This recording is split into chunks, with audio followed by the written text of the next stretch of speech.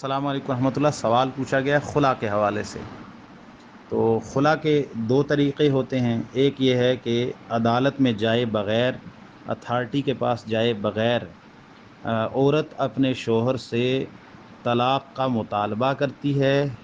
اور اس کا شوہر حق مہر واپس لے کر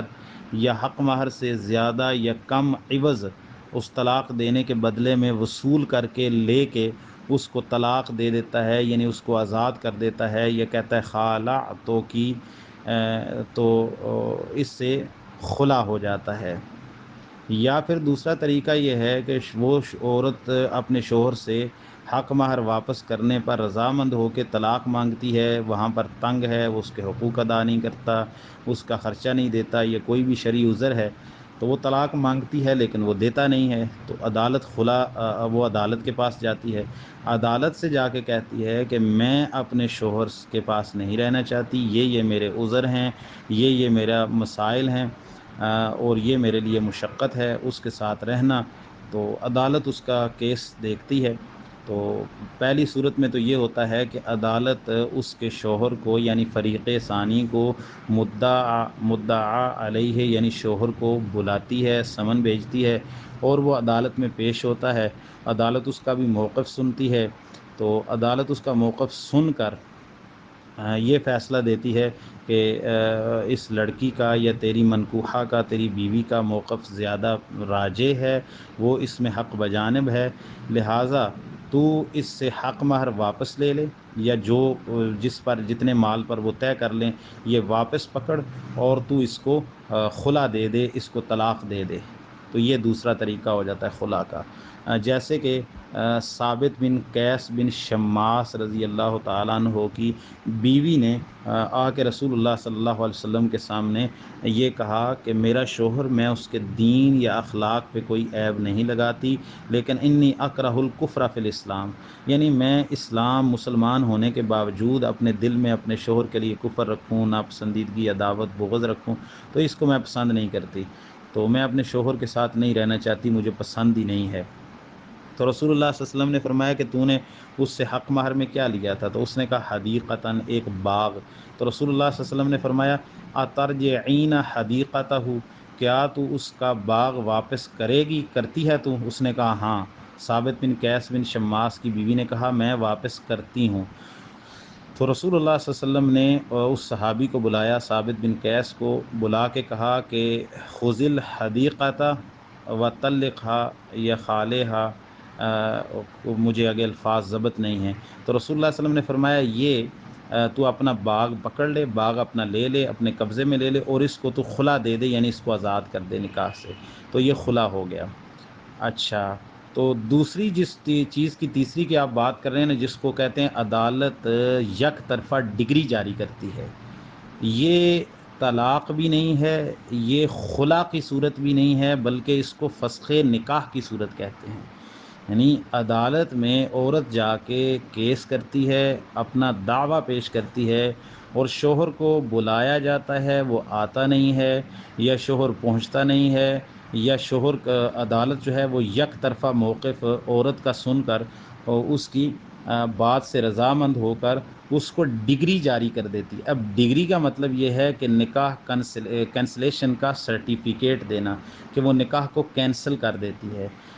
تو لہٰذا اس کو فسخ نکاح کہتے ہیں، یعنی نکاح کو فسخ کر دیا عدالت نے اپنی صوابدیدی اختیار استعمال کرتے ہوئے، جو کہ اس کے پاس، قاضی کے پاس، حکمران کے پاس یہ ہوتے ہیں کہ وہ عدالت کا وہ عورت کا موقف سن کر اس کو ڈگری جاری کر دے، تو لہٰذا یہ فسخ نکاح ہے۔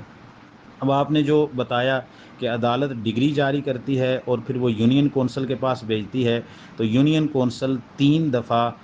ہر مہینے جو ہے وہ شوہر کو نوٹس بھیجتے ہیں۔ تو اگر شوہر آتا ہے تو یا نہیں آتا، تو ہر صورت کے اندر، ہر 2 صورتوں کے اندر پھر تیسرے مہینے تیسری دفعہ جا کر اگر ان کا آپس میں پیچ اپ نہیں ہوتا، تو پھر یونین کونسل اس کو خلا کا یا ڈگری یا فسخ نکاح کا یا طلاق کا سرٹیفکیٹ مرد کو بھیج دیتے ہیں، اور عورت کو بھی وہ سرٹیفکیٹ دے کر اس کے نکاح سے آزاد کر دیتے ہیں۔ تو جو آپ نے صورت بیان کی ہے، اس میں یہ ہوتا ہے کہ عدالت نے تو خلا دیا نہیں ہے، عدالت نے فسخ نکاح نہیں کیا، بلکہ عدالت نے اس کو ایک ڈگری جاری کی، اور عدالت نے آگے احکامات جاری کر دیے یونین کونسل کو۔ عدالت نے بھی فسخ نکاح نہیں کیا، اگر عدالت فسخ نکاح کر دیتی تو اس کے بعد شوہر کے پاس جانے کی تو بات ہی نہیں تھی۔ عدالت نے فسخ نکاح کا سرٹیفکیٹ نہیں دیا، بلکہ عدالت نے کہا کہ ہم اس کی بات سے مطمئن ہیں اس لڑکی کے، لہٰذا یونین کونسل جو کہ اصل میں متعلقہ ادارہ ہے جس میں نکاح رجسٹر ہوتے ہیں، تو اس کو بھیج دیا، آپ اس معاملے کو چیک کرو، ان کا پیچ اپ ہوتا ہے تو کرواؤ، نہیں ہوتا تو پھر اس کو جو ہے وہ فسخ نکاح کا، یا اگر اس کو طلاق کہتے ہیں یا خلا کہتے ہیں، وہ سرٹیفکیٹ جاری کر دے۔ بہرحال ان ساری صورتوں کے اندر یہ ہمارے نزدیک فسخ نکاح ہوتا ہے جب یک طرفہ فیصلہ عدالت دے یا یونین کونسل کو ریفر کرے، یونین کونسل اس کو بلائے، اور وہ بلا کر، چونکہ اس میں عورت کا مطالبہ ہے، تو